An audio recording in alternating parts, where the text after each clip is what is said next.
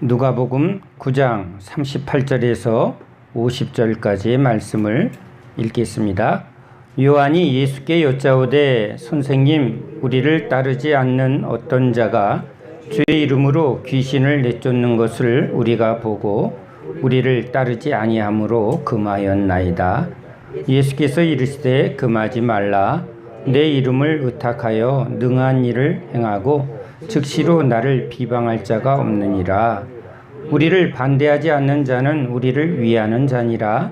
누구든지 너희가 그리스도에게 속한 자라 하여 물 한 그릇이라도 주면 내가 진실로 너희에게 이르노니 그가 결코 상을 잃지 않으리라.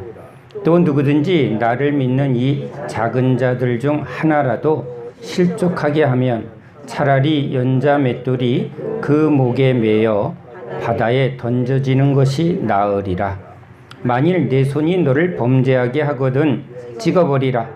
장애인으로 영생에 들어가는 것이 두 손을 가지고 지옥 곧 꺼지지 않는 불에 들어가는 것보다 나으니라. 만일 내 발이 너를 범죄하거든 찍어버리라. 다리 저는 자로 영생에 들어가는 것이 두 발을 가지고 지옥에 던져지는 것보다 나으리라. 만일 내 눈이 너를 범죄하여 하거든 빼버리라. 한 눈으로 하나님의 나라에 들어가는 것이 두 눈을 가지고 지옥에 던져지는 것보다 나으니라. 거기에는 구더기도 죽지 않고 불도 꺼지지 아니하느니라. 사람마다 불로써 소금 치듯함을 받으리라. 소금은 좋은 것이로되 만일 소금이 그 맛을 잃으면 무엇으로 이를 짜게 하리요. 너희 속에 소금을 두고 서로 화목하라 하시니라. 아멘. 할렐루야. 성경은 예수님을 우리에게 집중하여 소개하고 알게 하는 하나님의 말씀입니다. 이 성경은 중요한 흐름이 있습니다. 바로 약속의 말씀입니다. 그래서 구약, 신약, 옛날에 한 약속의 말씀, 새로 하신 약속의 말씀. 자, 그러면 성경은 어떤 약속이 있는가를 굵게 흐름 속에 보면 아담과 약속한 것이 있습니다. 약속도 여러 약속이 있지만 우린 말이 다 약속의 말이 됩니다. 약속. 그렇죠? 그러니까 일상에서도 우린 수없이 약속을 주고받습니다. 몇 시에 만나자. 미안, 나 약속을 놓쳤어. 그렇죠? 약속을 하기도 하고 약속을 어기기도 하고 변경하기도 합니다. 그런데 그냥 일상을 나누는 대화도 있고 이렇게 뭔가 중요한 약속을 서로 주고받습니다. 제일 큰 약속은 우리 인생에서 어떤 약속이죠? 결혼의 약속이라고 볼 수 있죠. 약혼하고 결혼하고. 자, 타인이 만나서 이제 약속을 통해서 이제 우리가 하나가 되고, 그렇죠? 서로 다른 존재가 이 약속을 통해서 어떤 관계가 되는 거죠? 너와 내가 이제 한 인생이 되겠다는 거예요. 같이 가는 하나의 인생을 약속하는 것입니다. 그러니까 이것처럼 중요한 게 없죠. 그러니까 죄란 하나님과 연합하여 함께 존재하는 이 존재가 죄로 말미암아 분리가 된 것입니다. 죄에 대해서 가장 쉽게 설명을 한다면 이렇게 하나님은 하나님, 나는 나, 너는 너. 그런데 하나님이 하나님의 형상으로 지은 우리 인간을 하나님처럼, 하나님은 성부와 성자와 성령이 서로 하나 되셔서 사랑으로 연합한 존재입니다. 그러니까 우리도 하나님이 하나님과 사랑으로 연합하고 또 이웃과도 사랑으로 연합하여 살도록 이렇게 하나님이 만들었는데 죄가 뭐죠? 난 하나님 몰라. 그렇죠? 그리고 너도 난 너와 상관이 없어. 넌 내 마음에 드네? 넌 내 마음에 안 들어. 그러니까 철저히 자기중심이죠. 자, 이렇게 죄는 자기중심이 되고 또 서로 분리하는 것입니다. 우리가 이렇게 사람과의 관계 속에 마음에 은혜가 있고 사랑이 있으면 어떻게 행동하죠? 우리 함께. 근데 상태가 안 좋으면 귀찮아. 그렇죠? 자식도 귀찮아. 누구도 귀찮아. 이것이 분리에 대한 뭐 죽거나 말거나 이런 행동을 보입니다. 자, 죄에 대한 아주 원론적인 비유라고 볼 수 있는데, 이제 이렇게 선악과를 먹음으로 내가 하나님 되려고 한 그 선악과로 인해서 이제 하나님과 분리되었습니다. 에덴에서 추방당합니다. 이제 하나님 없는 우리 인간은 하나님의 무한한 공급 속에 자유롭게 살 수 있었는데, 이젠 자신의 힘으로 모든 필요를 해결해야 되니까 떨어질까봐 늘 염려하고 걱정합니다. 그렇죠? 그래서 늘 다고 돈 좀 줘. 그렇죠? 또 건강이 떨어지면 이 건강을 어떻게 해결할까? 또 늙어가면 어떻게 더 오래 살까? 떨어지는 한계, 자기가 가진 것이 다 소진되어서 이제 끝을 향해서 달려가는, 죽음을 향해서 달려가는 이게 인간의 존재입니다. 그래서 영원한 공급, 우린 그것이 바로 영생을 주시는 하나님이죠. 하나님과 연합되어 있으면 하나님의 무한한 공급 속에 우리가 이제는 아무 걱정을 하지 않는다는 거예요. 자, 그것을 광야에서 하나님이 이렇게 이스라엘 백성들에게 경험을 시키는 거예요. 매일 애굽에서는 이제 내가 열심히 일해야 먹고 살았는데, 그 매일 아파갖고 쓰러져 있으면 야, 큰일 났다, 이제 며칠 되면 떨어질 텐데 하고 쉬지도 못하는 거예요.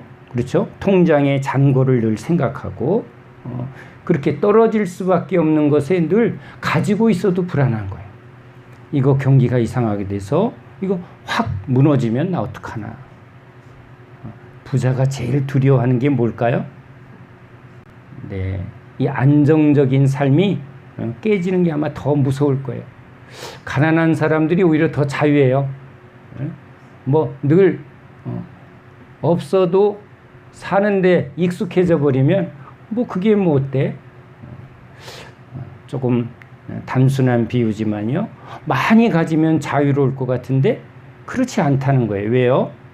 가진 것이 언제 떨어질지 모른다는 불안이 있는 거예요.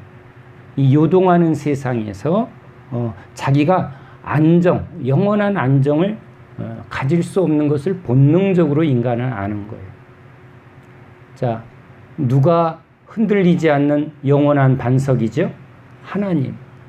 그러니까 하나님이 이제 우리에게 오셔서 이렇게 불안에 떠는 이스라엘 백성들에게 매일 아침 만나를 먹입니다. 우리는 뭐가 좋죠? 연봉을 주세요. 그렇죠? 평생 걱정 없이 뭐요? 조물주 위에 건물주. 주님, 월세 따박따박 떨어지는 건물 주시면 제가 평생 걱정 없이 살 거예요. 그런 고백을 해요. 그런데 제가 어느 분을 만났는데 그분이 진짜 열심히 노력하고 절약해서 건물을 하나 마련했대요. 자기는 이제 고생 끝, 이제 행복 시작. 그리고 일하는 사람을 써서 청소할 수도 있지만 자기가 너무 기뻐서 건물 복도를 자기가 닦으면서 너무 행복했대요. 그런데 자기 건물에 만족했던 그분이 이제는 만족한 가운데 창문을 열었더니 자기 건물보다 10배 큰 건물이 옆에 그제서 보이는데, 그걸 가만히 보고 있으니까 자기 집은, 자기 건물은 학고방 같더래. 너무 행복한 이 집이 만족이 없더래요. 그때부터 또 뭘 했을까요? 모으자 하고 또 돈을 쫓고 더 큰 건물을 그런 고백을 제가 들었어요. 없는 사람은 야 저것만 있으면 행복할 텐데, 그런데 그것보다 더 많이 가진 분을 만나면 그분은 만족하고 부족함이 없다고 말하는 법을 제가 못 들어봤어요. 자, 그러니까 하나님이 광야에서 야, 건물 짓기 안 하고 매일 뭘 줘요? 아침마다 일용할 양식, 일당을 주시는 거예요. 일당을. 왜 그러지? 우리는 뭐가 좋아요? 월급 주는 게 좋고 연봉 주는 게 좋고 건물 주는 게 좋은데, 근데 주님은 우리에게 날마다 만나를 내리시는 거예요. 자, 제가 만나를 매일 먹어보니까, 상상 속에 먹어보니까 처음에는 야, 내일 안 줄 것 같아서 어떻게 하죠? 조금 많이 긁어 모아요. 그런데 모은 것은 그날 지나면 다 썩어서 먹을 수가 없어요. 그러니까 처음에는 그래도 모으고 그래도 넉넉하게 떨어질 수가 있으니까, 내일 안 올 수도 있으니까. 그런데 1년이 되고 2년이 되고 계속 따박따박 주면 이제 우리 안에 뭐가 생기죠? 틀림이 없는 거예요. 저분이 틀림없이 나를 보장해 주는, 그러니까 우리 아이들을 보니까 부모를 잘 믿어. 그렇죠? 부모를 잘 믿어요. 아침 크면서 아빠 내일 아침 먹을 수 있을까? 이런 질문을 하면서 큰 자녀들 아무도 없습니다. 그렇죠?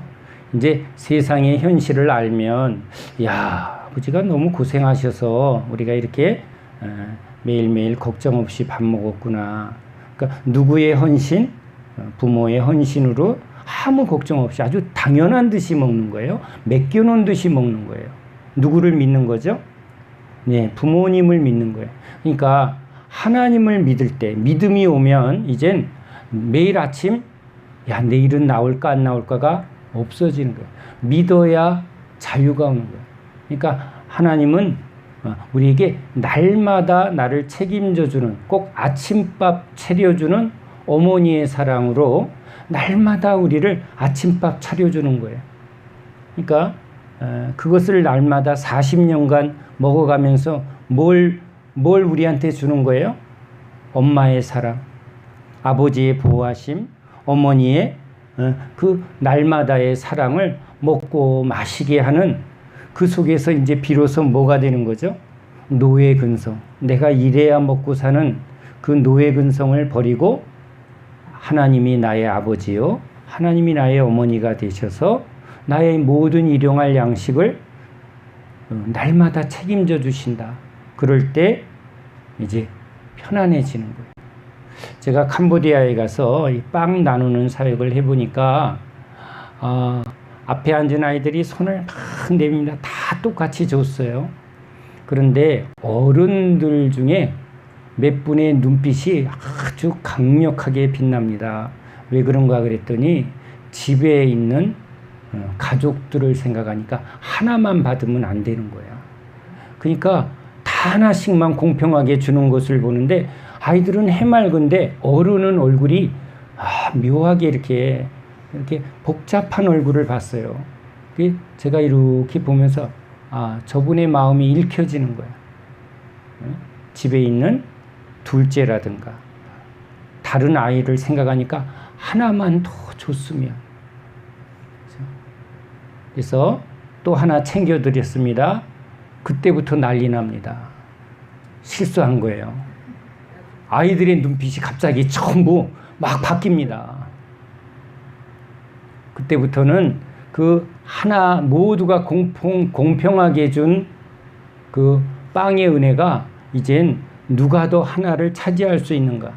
그 다음에 저기 아직 남겨진 빵의 개수를 초스피드로 다 계산하는 그 아주 예리한 눈빛들을 제가 봤어요. 평안이 깨졌습니다. 그래서 주님이 오병이어를 할 때 아주 풍성하게 먹이고 12광줄이 넉넉하게 남은 것을 보고야, 그렇죠?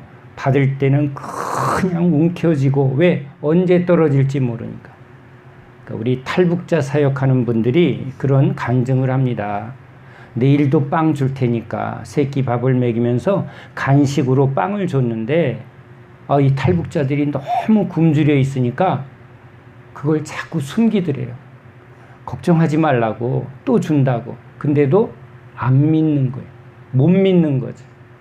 그래서 몰래 숨겨놨는데 그게 일주일이 되고 열흘이 지니까 곰팡이가 다 나서 못 먹게 되는데도 그걸 못 버리는 거예요. 날마다 그 기근에 떨어질까봐. 어떻게 보면요, 우리 인생도 끊임없이 이 세상에서 떨어질까봐 통장 잔고 계산하고 보험 들어놓고, 그렇죠? 아파트 시세 계산하고. 왜요? 떨어질까봐.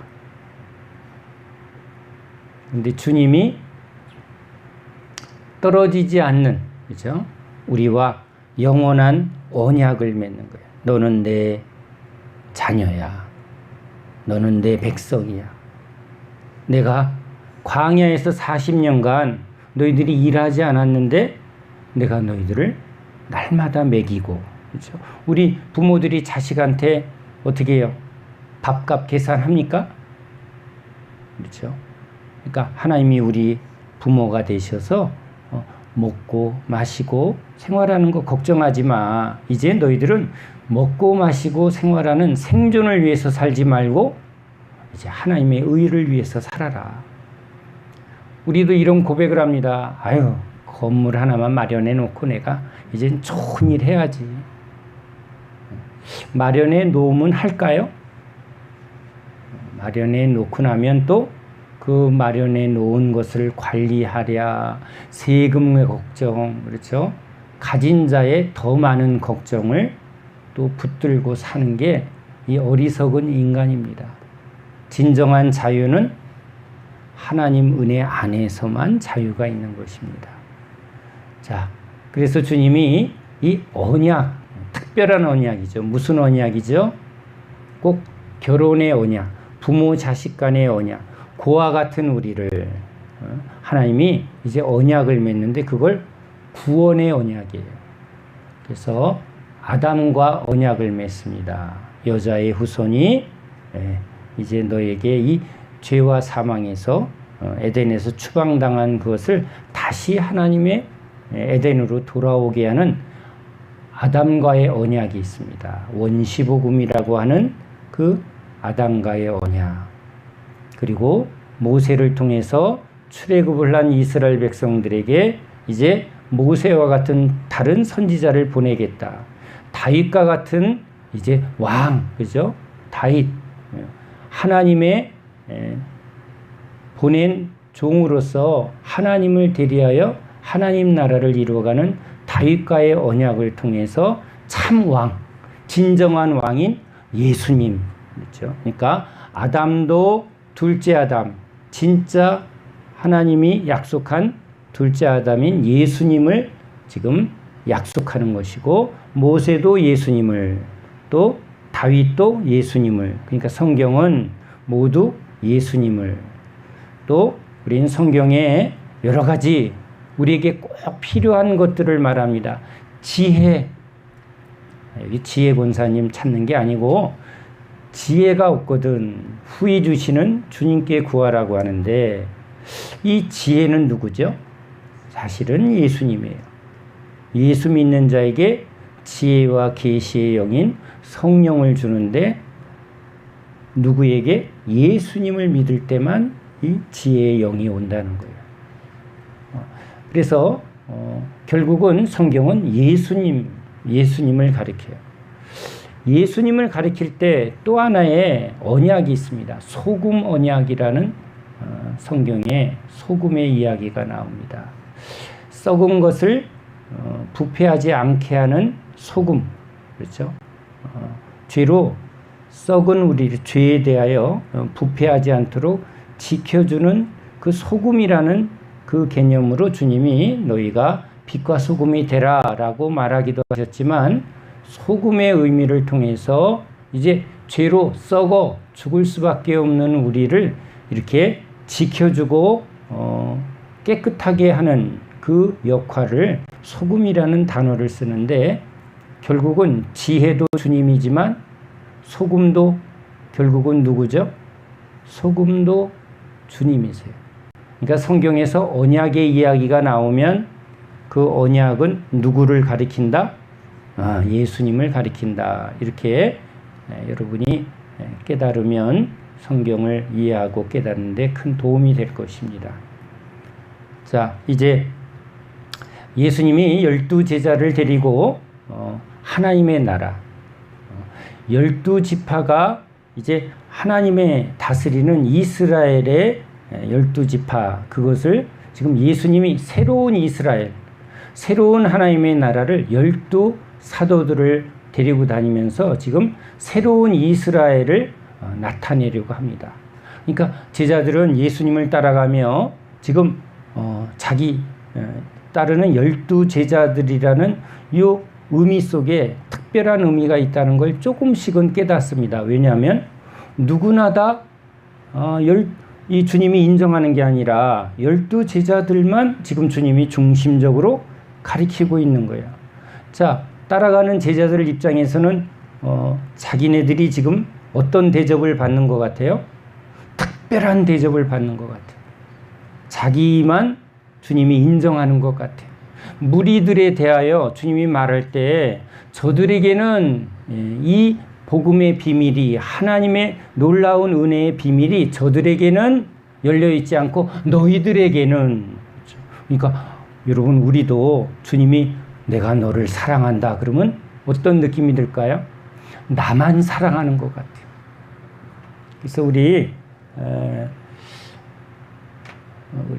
예수 믿는 사람들 중에 이런 고백을 하는 분을 여러 번 뵀습니다. 주님은 나를 특별히 사랑해. 또 저한테 이런 말을 해요. 목사님은 하나님이 특별한 은혜를 주신 종이잖아요. 기분 좋은 말 같지만 저는 맞고 틀렸습니다. 그래요. 하나님의 사랑은 특별합니다. 그러나 주님의 그 사랑은 믿는 모든 자에게 동일한 사랑입니다. 죄가 많아서 너무 형편없어서 주님이 나를 선택하고 이렇게 종으로 불렀지, 내가 특별해서 나를 종으로 부른 것이 아니라는 거예요. 누가 특별하죠? 주님이 특별한 거예요. 우린 누구도 특별해서 주님이 부름받은 사람이 없는 거예요. 죄가 많은 곳에 은혜가 넘쳤을 뿐이에요. 너무 약하기에 주님이 더 강하게 붙들어줬을 뿐이에요. 그러니까 내가 특별해서, 내가 대대로 우리 집안이 기도가 쌓여서 또 내가 뭘 이렇게 많이 했기 때문에 하나님이 나를 특별히라고 고백하는 분은 하나님을 모르는 분들이에요. 이것을 성경은 바리새인들이라. 그런데 여기 예수님을 따라가는 제자들이 지금 자기네들이 뭔가 특별한, 그렇죠? 특별한 존재라는 인식을 자꾸 갖게 되면서 오늘 이런 고백을 하는 거예요. 주님, 우리를 따르지 않는, 그렇죠? 예수님을 따르는 수많은 무리 중에 너희들에게는 이것이 열렸고 저들에게는 이것이 열리지 않았다 하니까 하나님은 우리를 특별히 사랑하나 봐. 근데 그 특별히라는 개념이 자꾸 누구 중심이 된다? 나 중심. 그러니까 여기 이스라엘은 선택받은 백성이니까 우리는 특별한 선민이야라는 선민의식이 있으니까 이방인들을, 주님이 이방인의 빛으로 이스라엘을 선택해서 먼저 선택받은 너희들이 저 이방인들에게 나아가 하나님의 사랑을 나누어줘라, 이런 거죠. 어느 목사님의 예화 중에 이런 예화가 저에게 참 아멘이 됩니다. 형제가 많은 집안에 형이 유학을 갔습니다. 유학을 보낼 때 부모님이 형에게 이제 돈 팔고 소 팔고 해서 야, 네가 먼저 서울에 가서 자리를 잘 잡고 네가 먼저 자리를 잡으면 누구를 좀 책임져 달라고? 동생들. 그랬더니 형이 딱 서울 가서 이제 성공했는데 마음이 바뀐 거예요. 아, 동생들이 이거 구질구질하네. 아우, 창피해. 안 돌보는 거예요. 꼭 이스라엘이 어떻게 보면 하나님이 먼저 선택한 이유는 이제 먼저 믿은 너희들이 믿지 않는 저 형제들이니까 하나님이 지금 모든 인간을 이제 주께로 돌아오는 일을 너희들이 감당해라 한 건데 어떻게 생각한 거예요? 저 지옥의 땔감들, 저 부정하고 더러운 것들. 그렇죠? 자기도 죄인이었는데 그래서 이스라엘 백성들에게 너희가 애굽에서 종 되었을 때 고통받았던 것을 잊지 마라. 그래서 쓴 나물을 먹으라는 거예요. 요즘은 쓴 나물 안 먹고 우리는 아메리카노, 그렇죠? 쓴 커피를 먹으면서 우리가 주님의 값없는 은혜를 받은 용서받은 자라는 인식을 해야 되는데 이게 우리가 잘못된 신앙생활을 하면 우리가 뭔가 특별한 존재라는 것을 생각하고 오히려 믿지 않는 사람에게 너무 배타적인 그런 행동을 보여요. 타 종교에 대해서 무례한 행동을 하거나 그들을 적대시하는 행동. 그것은 바리새인들이 했던 것과 똑같아요. 근데 우리가 이방인이었을 때, 우리가 진노의 자녀였을 때, 우리가 우상에 붙들려 있을 때 선교사님들이 우리한테 와서 야, 이 지옥의 자식들아 그렇게 해요? 아니면 주님의 사랑으로 우리를 위해서 피를 흘렸어요? 네, 그 사랑으로 우리가 지금 죽게 나아갔단 말이에요. 근데 지금 우리가 예수를 믿는다고 말하면서 우리 안에 잘못된 이런 거짓 신앙이 들어오면 아주 독선적이고 배타적인, 그래서 대한민국만 특별한 축복받은 나라 이런 식으로, 그렇죠? 타국에 대해서 배타적이 되는. 물론 민족 감정이라는 게 조금은 있죠. 일본입니다. 일본 놈 이러면 안 되죠. 스님 해야지. 또 이 중놈들 이러면 안 되잖아요. 그렇죠? 우린 근데 보이지 않게 타 종교에 대해서, 타 민족에 대해서 굉장히 배타적인 성향이 유난히 많은 우리 국민성이 신앙 안에서도 아주 그런 것들을 나타내는 경우가 있어요. 그거는 주님의 사랑을 진짜는 모르는 거짓 종교에 붙들려 있는 거죠. 제자들도 지금 아직 제자들의 영적인 상태가 육적인 그리스도인, 성경은 그리스도의 초보라. 그러니까 어떤 성향이 나온다고요? 우리만 특별해 라는, 저들이 우리와 함께 하지 않으니까 저들로 하여금 귀신 쫓지 마, 니들이 뭔데? 우리도요, 우리 목회자들이 조금 이런 기득권적인 가르침을 많이 성도들에게 합니다.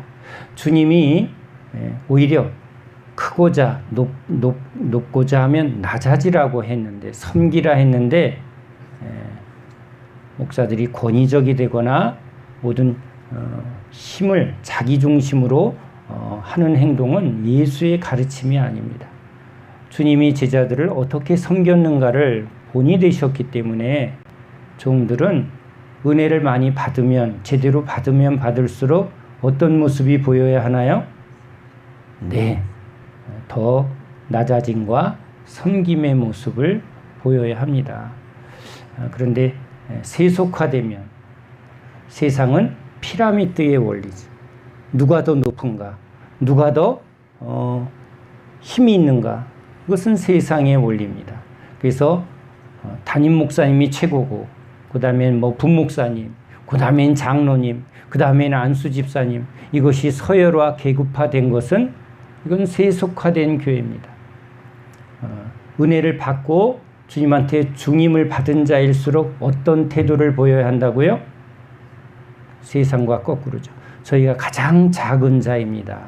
가장 낮은 자입니다. 하고 더 겸손한 모습을 보여야 그것이 진짜 은혜 받은 종들의 모습이어야겠죠. 그래서 교회에서 직분을 받는 사람일수록 제가 그런 고백을 시킵니다. 저분들은, 직분자들은 주님과 주님의 십자가를 날마다 짊어지고 미랄이 되어야 하는 사람이기 때문에 오히려 저분들에게 선물을 주십시오. 직분 받을 때 뭘 돈을 내라고 하는 이 한국교회의 가르침은 이건 무슨 매간매직도 아니고 아주 세속화되고 타락한 모습. 주님의 뒤를 따르고자 주님이 기름 부어 장로, 권사, 목사, 저들은 미랄이 되고 이제 썩어, 그렇죠? 주님 앞에 완전히 희생의 제물이 되기로 세워진 자들이니까 오히려 참 저분들이 앞으로 그 좁은 길을 가야 하니 얼마나 고생이 많을까. 성도들이여 저분들을 축복하고 저분들에게 그 섬김에 위로도 주고 선물도 주십시오. 그렇게 제가 권면한 적이 있는데 이상하게 이게 직분이 세상식으로 높아지는 어떤 힘을 갖는 자리로 거꾸로 되니까 그 대가로 뭘 내놔라? 그 모습은 주님의 가르침과는 전혀 반대적인 것이죠. 십자가의 도는 낮아짐과 비움입니다. 높아짐과, 그렇죠?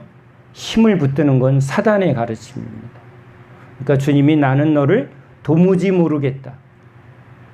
주님이 낮아지신 분이고 주님이 겸손하신 분이고 주님이 엎드리신 분이고 제자들을 발을 닦고 계셔서 큰 소리로 말하지 않고 조용히 말하는 분이니까 주님의 음성을 들으려면 여러분 어떻게 해야 주님의 음성이 들리죠? 우리도 주님보다 조금 더 아래 가서 귀를 기울여야만 주님의 음성을 듣는 거예요.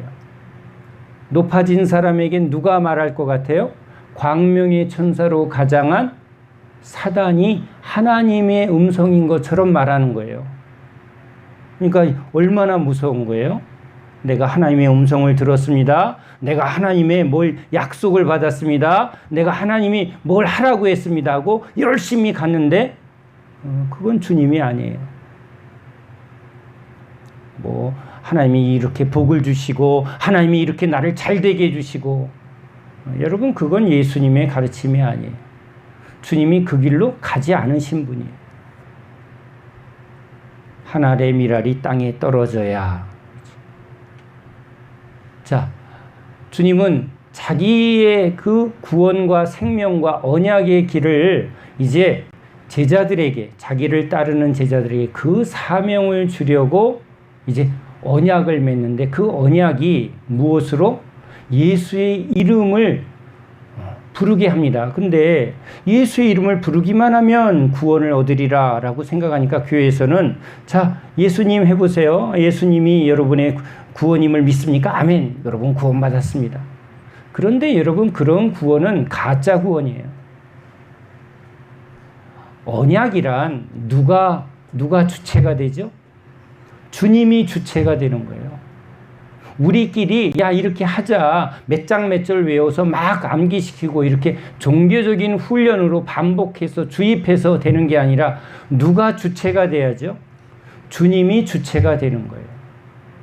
여기 사도행전에 보면 예수의 이름으로 손을 얹어 기도하니 병자가 낫고 귀신이 쫓아나는 것을 보니까 마술사들이 야 저거 봐라. 그렇죠? 여러분 무당들도 이 축사에 대한 요청이 많았습니다. 아프리카에 가면 이렇게 많은 귀신 들린 사람 또는 알 수 없는 병에 고통받는 사람이 있는데 예수님을 안 믿는 거기서는 누구를 부를 수밖에 없어요?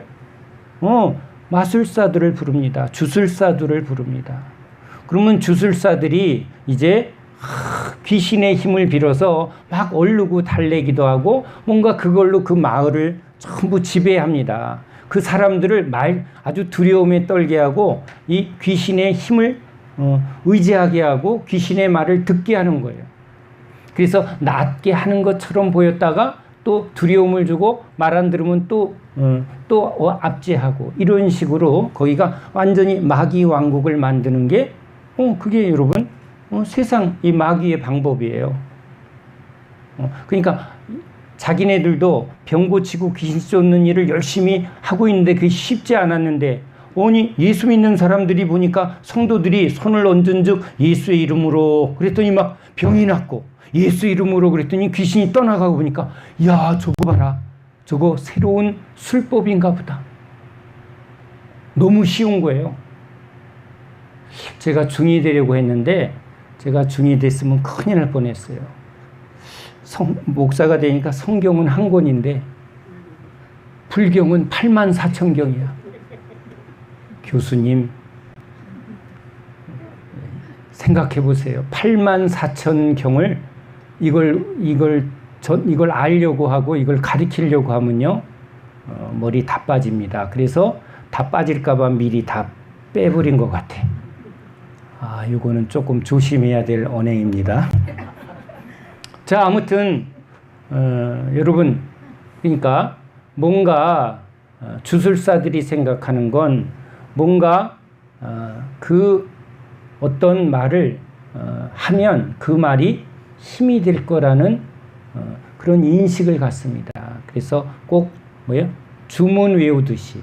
그래서 저도 중이 되려고 하니까 마하바라바라바라 뭘 바라보고 막 목탁치고 이렇게 하는데 저희 어머님이 저한테 아들아 저거 봐라.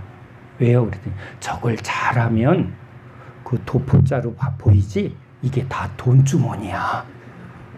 아이고 제가 그걸 보고 제가 스님이 되려고 했던 건 돈을 쫓고 어떻게 보면 세상이 추구하는 것이 너무 헛되게 여겨서 진리를 찾으려고 머리 깎고 중이 되려고 했는데 뭘 도포자루에 돈을 담는다고 말하니까 정내미가 똑 떨어진 거예요. 그냥 열심히 일해서 정당하게 바르게 돈을 벌고 뭔가 목적을 이루는 게 훨씬 낫지. 뭐예요 이거? 저걸 잘해야 된대요. 목탁을 잘 쳐야 되고 이걸 경을 아주 은혜스럽게 경을 이렇게 읊어줘야 된다는 거예요. 근데 이러면 우리가 종교화되면 목사님도 뭘 잘해야 돼요? 기도를 은혜스럽게 잘해야 돼. 진짜 여러분 어느 마을에 신부님이 정오의 기도라는 걸 하는데 얼마나 은혜스러운 기도를 하는지 사람들이 그 기도를 들으려고 그렇게 많이 모였대요. 전국에서. 그런데 그 신부님이 기도하다가 갑자기 죽으셨어. 원인을 찾아보니까 기도하는데 갑자기 네가 나를 찾느냐 하고 주님이 음성으로 말하니까 이 신부님이 심장마비로 놀래서 자 졸리는 시간 조금 정신 차리라고 제가 양념을 소금 치듯 했습니다. 그러니까 진짜는 뭐가 없는 거예요? 주님과 진정한 관계가 아니라는 거예요. 그러니까 예수의 이름으로 주문 외우듯이 해서 되는 게 아니라 주님이 종에게 믿는 자에게 뭘 주는 거예요? 당신이 가지신 생명, 당신이 가지신 능력 이것을 이제 주님이 줬다는 거예요. 내 언약 백성이고 내가 기름 부은 종이고 나를 믿는 예수를 믿는 모든 종들에게 뭘 준다? 믿음도 주고 지혜도 주고 성령의 능력도 주었다. 그러니까 받은 사람은 이제 내 것이 아니라 누구 것으로 한다? 예수님이 하신다. 그래서 예수의 이름으로 기도하면 근데 귀신이 알아보더라고. 귀신이 알아봐요. 제가 계속 그렇게 어둠의 공격에 막 아주 알 수 없는 이해할 수 없는 어둠의 공격 속에 진짜 날마다 너무너무 고통을 받았어요. 수맥인 줄 알았어요. 기가 허해서 그런 줄 알았어요. 헛것이 보이니까. 그런데 제가 예수님을 믿고 위로부터 오는 능력을 입으니까 누가 제일 먼저 알아보냐면 귀신이 알아보더라. 귀신 두목이 전도사님 옛날에 저희들한테 많이 당하셨는데 하나님께서 큰 은혜를 주셨네요. 내가 오히려 놀랐어요. 너희들이 어떻게 하느냐? 저희들이 조금 합니다. 저놈들이 진짜 알아보는구나. 제가 영적 세계는 그냥 말에 있지 아니하고 능력에 있는데 그 능력이란 우리가 능력이 아니라 누가 저분이 귀신이 딱 아는 거예요. 누구의 은혜를 받은 사람? 주님의 은혜를 받았구나. 그 은혜를 받은 증거가 있다는 거예요. 뭘로? 능력으로. 그러니까 어느 권사님이 목사님을 모시고 귀신 들린 어느 할아버지를 귀신 쫓으러 갔다는 거예요. 그런데 귀신 들렸던 할아버지가 귀신의 눈으로 사람들을 보니까 이렇게 예배 드리러 온 사람들이 보이더라는 거예요. 여전도사님이 십자가를 딱 들이대는데 자기 안에 있는 귀신이 벌벌벌 떨더래. 또 한 분은 막 예수 이름을 기도하는데 불덩어리가 보이더래. 그러니까 귀신이 그 불을 보고 무서워 하더라는 거예요. 근데 목사님이 아무것도 없더래. 그 속에 아무것도 없더래. 귀신이 무서워 안 하더라는 거예요. 제가 직접 들은 얘기예요. 그런데 제가 마침 그 교회에서 그렇게 귀신의 공격을 받는 성도들이 있어서 귀신 쫓으러 가자고 그래서 제가 그러면 권사님들도 같이 가세요 그랬더니 오랫동안 교회에서 여전도사님으로 봉사하다가 은퇴하신, 그래서 다시 권사직분으로 계신 나이 드신 분이 뭐라고 그러냐면 난 안 갈 거예요. 왜요? 귀신이 나보면 알아요. 믿음 없는지. 난 깜짝 놀랐어. 그러니까 저분도 오래 교회 생활 해보니까 아는 거예요. 자기가 믿음 없다는 걸. 그러니까 믿음은 내가 뭘 하는 게 믿음이 아니라 믿음이신 주님이 이제 우리에게 뭘 줘야만 믿음이 있는 거예요? 은혜를 줘야, 믿어지게 해야, 성령을 줘야 믿음이 있는 거예요. 믿음은 자꾸 내가 뭘 하느냐가 아니라는 거예요. 그러니까 바리새인들은 내가 뭘 하느냐를 자꾸 믿음으로 말하고 있는 종교를 말하는 사람들이고, 그러니까 여기 제자들조차도 아직 뭐가 없는 거예요? 진짜 믿음이 아니라 믿음은 주님이 주시는 건데, 주님이 줘서 병도 고치고 귀신도 쫓았는데 그 은사를 가지고 귀신 쫓고 병을 고치다 보니까 능력이 누구 거라고 생각했어요? 자기 거라고 생각하니까 자기 마음대로 되는 줄 알고 자신을 붙들었더니 귀신이 금방 알고 말을 안 듣는 거예요. 왜 전에는 귀신을 쫓았는데 왜 귀신이 안 나가지? 우리 주님이 와서 귀신을 쫓는 거 왜 우리는 안 되죠? 전에는 됐는데 기도 외에는 이런 이유가 없느니라. 내가 기도를 열심히 안 했구나. 내 행위가 믿음이 아니라 기도가 뭐라고요? 주님과 붙어 있는 게. 주님의 능력을 구하여 행하는 행위가 기도예요. 근데 주님을 의지하지 않고 누가 한 거예요?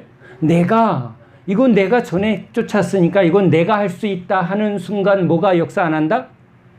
성령이 역사 안 한다. 자기를 부인하고 철저히 모든 능력이 주님 것입니다 하고 주님을 의지하는 상태, 그게 기도예요. 내가 기도를 어떻게 하느냐가 아니라고. 자꾸 우리는 기도의 내 행위를 자꾸 생각하는데 그건 바리새인들이에요. 종교인이라는 거예요. 여기 제자들도 주님을 믿는 믿음이 자기에게 난 지금 주님을 따르고 있어. 내 행위로 자꾸 생각한 거예요. 저들은 안 따르고 있고 나는 내가 따르고 있고 내가 이제 이런 다 버리고 따랐으니까 하고 자기를 붙드는 순간 무슨 생각을 하는 거예요? 너는 하지 마. 우리와 함께 하지 않으면 넌 하지 마. 이 믿음의 주체는 누군데? 예수님이신데 이제 믿음의 주체가 누구라고 생각했어요? 자기라고 내 행위라고 생각하니까 나는 하고 있고 너는 하고 있지 않잖아 하고 이제 이런 행동을 보이는 거예요. 우리도 은혜 받을 때, 은혜 받았다고 할 때 자꾸 자기에게 집중되어지면 요즘 새벽 기도도 안 하는 것들이, 봉사도 안 하는 것들이, 이런 교만한 생각이 올라와요, 안 올라와요? 올라와요. 모든 은혜의 주체는 누구다? 주님이시다. 그래서 사도행전 19장에 이제 귀신을 쫓는 걸 보고, 야, 우리도 마술사들이, 야, 이거 예수의 이름만 외우면 되는구나 하고 막 스게와의 아들들이 귀신을 쫓으려고 했더니 귀신이 뭐라고 그랬다고요? 내가 예수도 하고 바울도 하는데 니들은 뭐냐 하고 올라타갖고 우리말로 그냥 박살이 났어. 그래서 아까 그 은퇴한 여전도사님이 그걸 하는 거예요. 귀신들이 알아본다는 거야. 그래서 우리 그런 말 하죠. 귀신이 귀신같이 한다. 자, 예수님을 우리가 따를 때 예수님이 우리에게 은혜를 주시고, 예수님이 은혜를 안 주면, 우리가 은혜를 받지 아니하면 우리 것으로 우리는 죄를 이길 수도 없고 악한 영들을 이길 수가 없어요. 세상을 이길 수도 없고 내 욕심, 내 마음조차도 이길 수가 없으니까. 그렇죠? 이제 누구에게 구해야 돼요? 구하라, 찾으라, 두드리라. 그리하면 성령을 주시는데, 근데 주님한테 뭘 구해요? 우리 아들 요번에 대학 들어가게 해주시고, 우리 남편 요번에 승진 케이스인데, 여러분 이건 어디서 많이 하는 거예요? 절간에서 해요. 절간에서. 거기다가 누구만 바꾼 거예요? 예수님만 바꿔놨어요. 그게 주님이 들을까요? 안 들을까요? 안 들어요, 여러분. 그래갖고 응답받았대. 아니요, 그 주님이 한 거 아니야. 그냥 될 만한 때에 한 거야. 주님은 그런 거 해주러 온 분이 아니에요. 주님은 우리를 죄와 사망에서 구원하러 오셨어요. 죄와 사망에서 구원한다는 건 죽어서 천국 간다는 게 아니라 주님 없이 우리의 힘으로 살려는 이 죄인의 생명에서 다시 하나님과 연합하여, 그렇죠? 하나님과 연합하여. 우리 세상도요, 뭐요? 추우면 석탄 떼고 전기 공급받고, 근데 떨어지면 추워. 그렇죠? 그러니까 원자력, 무한한 자원, 무한한 공급에 대한 끊임없는 욕구가 있는 거예요. 그래요, 안 그래요? 근데 무한해요, 유한해요? 생명도 유한하고 지혜도 지식도, 우린 그런 존재예요. 그러니까 진정한 자유는 누구에게 있다? 우리 주, 영원하신 우리 하나님이, 그렇죠? 하나님이 우리의 구원이시다. 하나님께로 돌아가자 했더니 우리가 가려고 했는데 우리가 갈 수가 없는 거예요. 우리가 하늘에 사닥다리를 놓을 수가 없는 거예요. 그래서 우린 계속 이 안에 아주 묘한 본능이 있는지 아주 빌딩을 높게 지어서 맨 위에 스카이 라운지 이런 데서 사는 게 아주 폼이야. 이게 어디가 가까워요? 아주 이게 본능이 있나 봐. 나는 지하가 좋아. 여러분, 그건 매우 안 좋은 고백입니다. 응? 그 어둠이 좋아 이러면 우울증 걸리고 어둠에 끌려간 사람이고, 왠지 하늘을 날고 싶어. 그리고 계속 하늘을 향하여, 그렇죠? 저 영원한 세계. 그건 우리 안에 주님이 진리를 추구하고자 하는 아주 영혼의 그 빛을 주시는 거예요. 이게 허무하구나. 세상이 참 헛되구나. 뭔가 영원한 참된 진리, 영생, 이런 인식을 하게 하는 건 하나님의 은혜인 줄 믿으시기 바랍니다. 그럴 때 영생의 불로초 그것 좀 얻으려고 진시황이 얼마나 애써요? 왜 그럴까요? 그 영혼에 주께로 돌아가고자 하는 그 열망이 있어서 그래. 난 죽는 게 편해. 그런 노인도 있어요. 그런데 진짜 저 깊은 곳에서는 어떻게 하고 싶을까요? 그 영생의 세계, 영원한 자유의 세계. 그래서 돌아가셨대. 끝 이렇게 안 하고 다 뭐라고 그래요? 돌아갔다. 왔던 곳으로 돌아갔다. 근데 죽어서 그렇게 가면 지옥에 가는 거고, 우리를 이제 하나님의 은혜 안으로 지금 주님이 그 길을 내셨어요. 그 언약을 성취하러 오셨어요. 예수님이에요. 그 십자가예요. 그 예수 그리스도를 통하지 않고 하나님 나라에 들어갈 수 없는 거예요. 그래서 우리에게 복음인 거예요. 우리가 하나님을 찾으려 해도 하나님이 우리에게 오셔야 되는데, 하나님이 오지 않으면 우리가 하나님께로 갈 수가 없어요. 그래서 하나님이 당신의 아들을 우리에게 보내신 거예요. 이게 복음이죠. 주님이 오셨어요. 근데 주님이 이제 그 길을, 그 방법을 우리에게 알려주시려. 그래서 귀 있는 자는 들을지어다. 그렇죠? 아, 예수님이 우리의 그리스도이시구나, 구원자이시구나. 죄와 사망에서 생명으로 옮기는, 생명이 뭐라고요? 영원히 사는 게 생명이 아니라 누구와 연합한 존재? 하나님과 연합한 존재. 내가 네 안에, 네가 내 안에. 이것만이 진정한 영생이고 구원이라는 거예요. 자, 그 진리를 듣게 하고 깨닫게 하는 것, 그것이 주님이 우리에게 오신 목적이고 하나님의 뜻이에요. 그런데 지금 제자들이 그 십자가의 언약과 새 언약과 예수님을 통해서 많은 영혼들을 주께로 돌아오게 하려는 하나님의 뜻을 제자들은 알지 못하고 또 무슨 인식이 된 거예요? 우리만 특별해, 우리만 선택받았어 하고 또 자기중심이 된 거예요. 자기중심이 되면 귀신을 쫓다가도 귀신이 떠나지 않는 거예요. 왜요? 내가 능력이 아니라 주님이 능력인데. 그러니까 우리는 날마다 자기를 부인하고, 그렇죠? 우리가 성경을 보고 기도를 하고 예배드리는 우리의 행위, 내가 오늘 몇 장 읽었어, 내가 오늘 몇 시간 기도했어, 내가 내 행위에 있지 않고 이 모든 우리의 행위가 누구를 향하는 거예요? 주님을. 주님 내게 은혜를 주시옵소서. 그렇죠? 오래 하여야 주문 외우듯이 많이 그렇게 반복해서 말하지 마라. 여러분 주님 귀에다 대고 주기도문 100번. 이러면 여러분 주님이 듣다가 어떻게 할 것 같아요? 아, 다시는 내가 너랑 얘기하기 싫다. 응? 애도 매일 악을 써. 주여! 여러분 그냥 급하면 엄마! 그럼 왜? 그러면 이제 그때는 뭐라 그래야 돼요?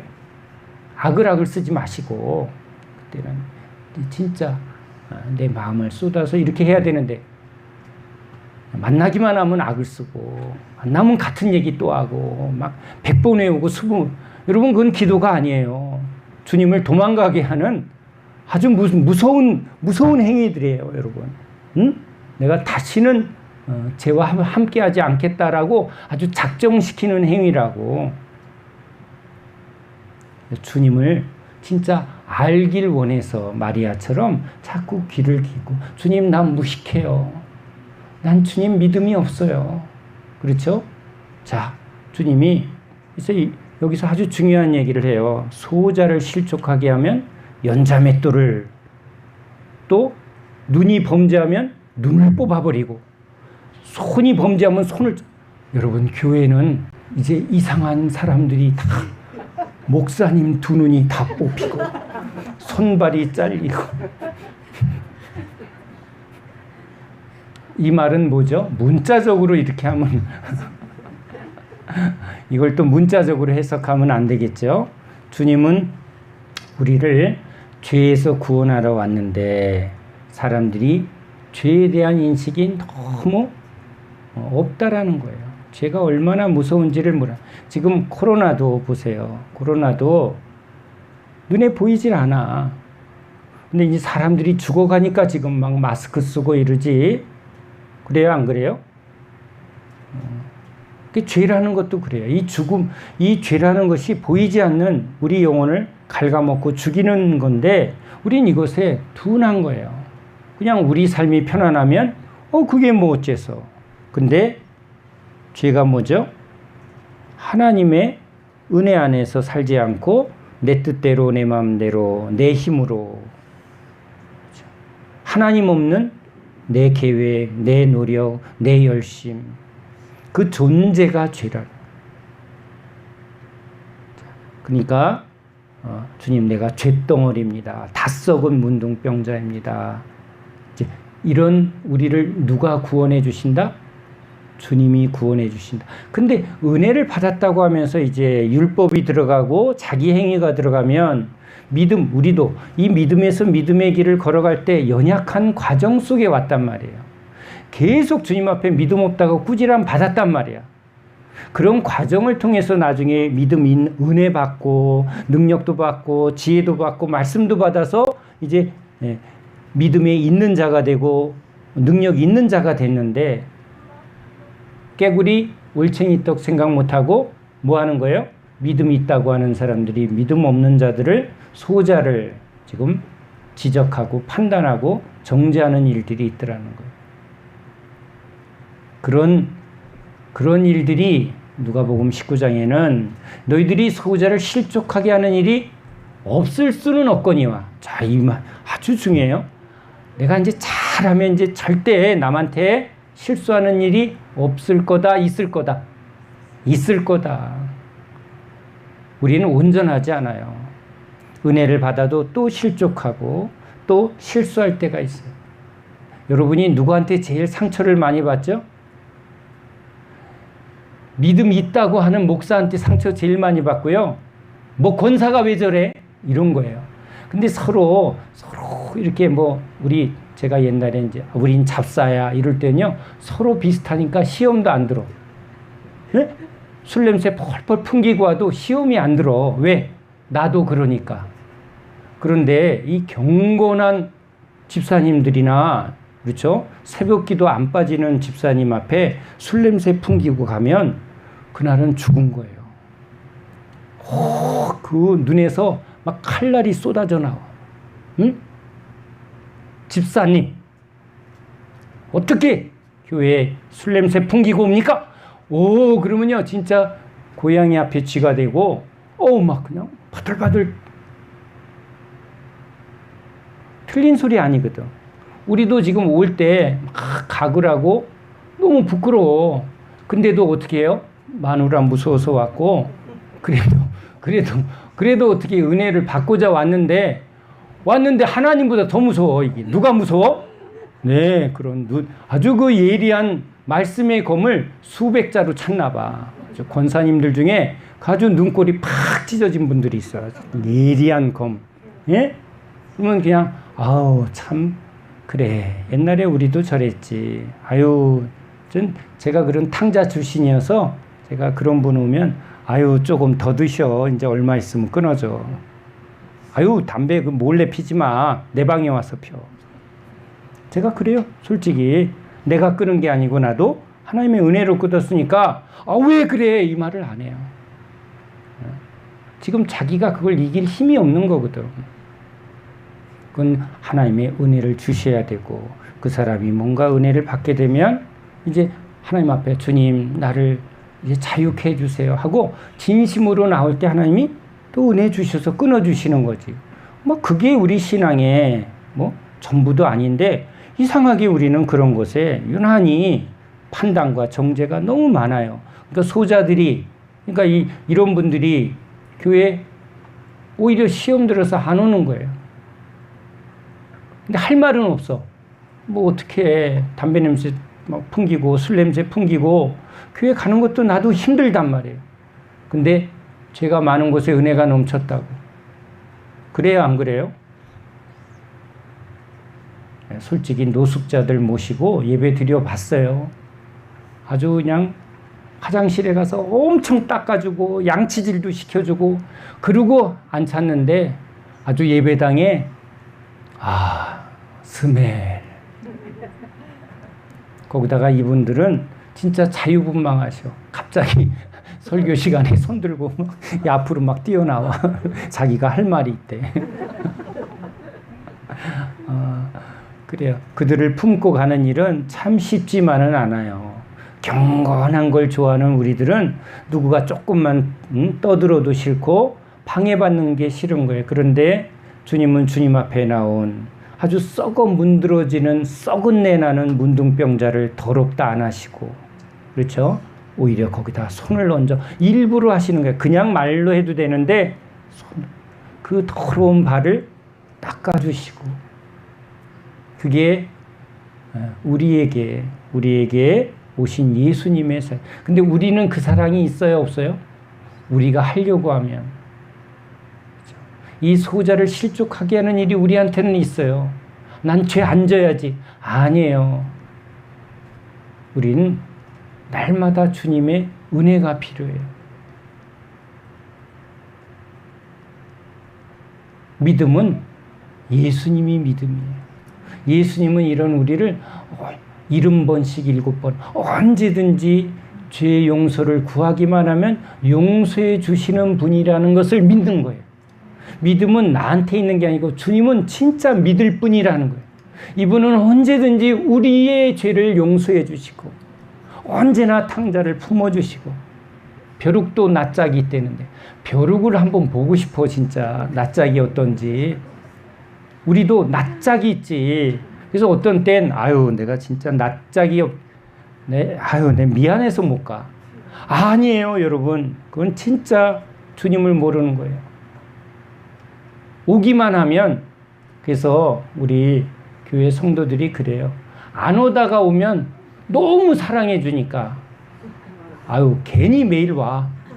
어쩌다 와야 목사님은 엄청 막 안아주고 눈물 흘려주고 끌어안아주고 기도도 해주고 그러는데, 매일 오는 우리는 아주 천대시하네. 그런 표현을 해요. 그래요. 잃은 양 한 마리가 돌아오면 얼마나 기뻐하는지. 부모 마음이 그래요. 그렇죠? 매일 오는 자녀들이 참, 부모 공양 잘하는 자녀들이 참 사랑스럽고 하지만 그냥 어디로 갔는지 오지도 않는 자식이 있으면 마음은 항상 거기 있는 거예요. 그러다가 오기만 하면 그냥 아무것도 따지는 거 없죠. 그냥 어서 와라. 그게 주님의 마음인 것 같아요. 그러니까 우리도 내가 반듯할 때 주님한테 가야지. 아니에요, 여러분. 그거 아주 잘못된 거예요. 죄가 많은 곳에 은혜가 넘쳤다. 주님 낯짝도 없지만 난 주님한테 돌아갑니다. 그러면 그날 제일 은혜 많이 받아. 그래서 신앙생활 한 분들은 처음에 은혜 많이 주시더니 왜 나중에는 안 주시지? 그래요. 소자에 대해서, 그렇죠? 어린아이가 똥 싸면 왜 똥 쌌냐고 혼내요?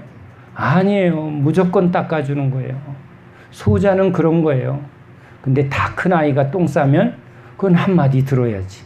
그러니까 혼내는 것도 사랑이에요. 그렇죠?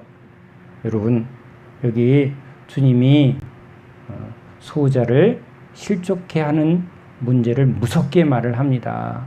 범죄에 대해서 눈이 범죄하면 눈을 뽑고 손이 범죄하면 손을 자르라. 죄가 얼마나 무서운 형벌을 기다리고 있는지를 안다면 이제 죄를 안 지어야지가 답이 아니라 뭐가 답이다? 예수님을 의지하는 게 답이다. 죄인을 구원하러 오신 예수님, 우린 예수님의 은혜로 삽니다. 예수님의 그 값없는 사랑으로 삽니다. 그래서 다른 죄인들을 보고는 이제 어떤 마음으로? 우리를 사랑하신 우리의 죄를 용서해 주세요. 그게 믿음이라는 거예요. 우리는 70번씩 7번 용서 못합니다. 몇 번? 제가 작정했어요. 3번은 참아야지. 3번을 참으면, 근데 4번째는 폭탄이 터져. 내가 3번이나 참았는데 어떻게 이럴 수가 있어 하고 상을 얻기도 하고, 그렇죠? 그걸 빌미로 막 쥐잡듯이 상대를 공격하기도 해요. 내 의지요. 내가 3번이나 참았다는 거예요. 근데 70번씩, 이건 여러분 누구만 하는 거예요? 주님이. 그러니까 용서도 내가 하면 내 의가 되지만 주님이 나를 용서하십니다. 우리를 용서하십니다. 그렇죠? 그게 믿음이라는 거예요. 주님을 믿는 거죠. 죄를 범할 때마다 우리는 잘라지고 지옥에 아주 소금 치듯이 불이 막 우리 고기 굴 때 삼겹살 굴 때 어떻게 뿌린다? 멋지게 뿌리잖아요. 소금을 쫙 하는 것처럼. 응? 불쇼할 때 불로 쫙 골고루. 그래요. 지옥불은 그렇다는 거예요. 근데 이렇게 지옥에 빠질 수밖에 없는 우리가 다시는 죄를 안 져야지 해서 여기 서기관 바리새인들 유대인들은 내가 이쁜 여자 보면 이상한 생각이 들어. 그래서 안대를 눈을 탁 가리고, 예? 난 죄를 안 범합니다. 그러고는 일부러 막 머리도 부딪히고.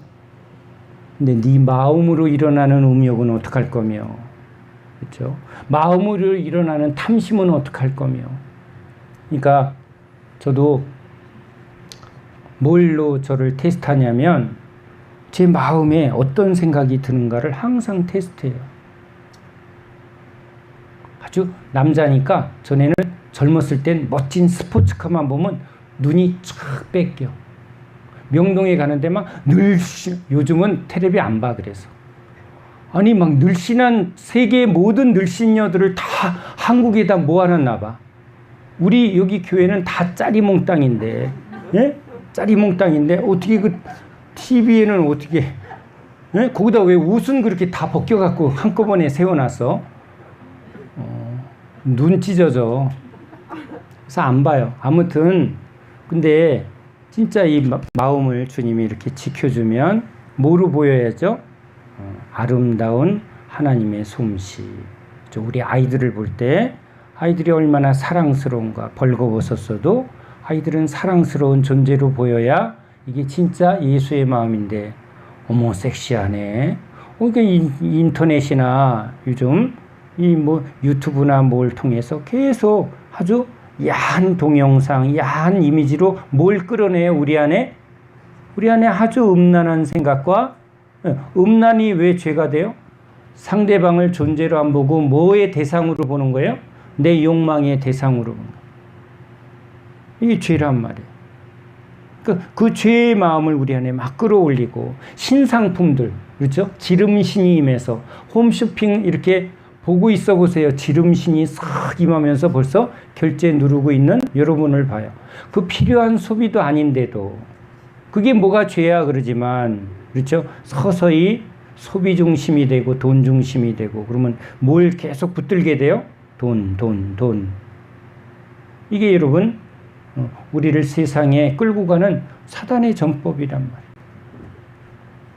근데 그러면 보지 말아야지가 아니라, 물론 보지 않는 것도 지혜예요. 근데 여기 충만하면 뭘로 보여요?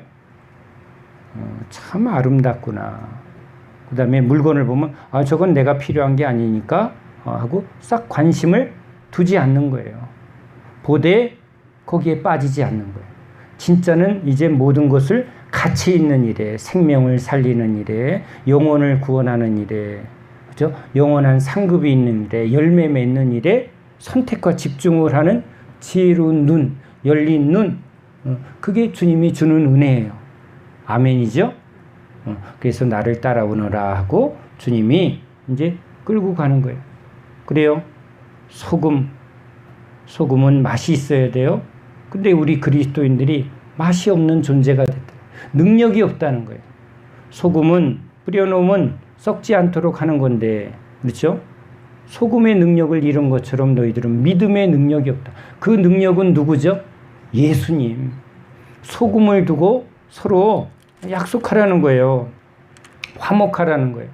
서로 사랑하고, 이 능력은 누가 있을 때 되는 거예요? 우리 안에? 예수님이 우리의 소금이세요. 너희가 세상의 빛과 소금이 되라. 주님이 우리 안에 계시면, 주님이 드러나면 소금이 되고, 주님이 드러나면 빛이 되는 거예요. 나는 빛이 없어요. 나는 소금이 없어요. 나는 지혜가 없어요. 근데 내가 주님께 붙어 있으면, 그러니까 우리 그리스도인들은 날마다 무시로 주님을 의지하는 사람들, 그냥 무시로 기도하는 사람들이에요. 주님의 은혜가 필요합니다. 주님의 사랑이 필요합니다. 그렇죠? 내 소유로 살지 않고 주님의 은혜로 삽니다. 그러니까 이제 맡겨진 물질에 대한 인식이, 이거 주님 건데 내 마음대로 써요? 주님 마음대로 써요? 주님 마음대로. 자유가 와요. 쓰면 또 누가 채워준다? 주님이 채워준다. 그러니까 소유로 살지 않고 주님으로 삽니다. 그것이 우리 그리스도인의 고백입니다. 우리 주님을 따라갈 때 이 말씀을 통해서 내가 뭘 붙들고 있는가? 그렇죠? 사단은 자꾸 우리 마음을 세상과 우리 욕심을 따라 헛된 것을 붙들게 해서 은혜에서 떨어지게, 성령을 거스르게 만들어서 능력 없는 자가 되게 만들려고, 열매 없는 자가 되게 만들려고 사단은 우리를 끊임없이 속이고 있어요. 우리는 주님의 음성을 듣고 주님의 말씀 속에 깨달음을 얻고 지혜를 얻고 믿음을 얻고 소금의 능력, 그렇죠? 말씀의 능력, 분별의 능력, 이기는 능력, 그게 우리 예수님인 줄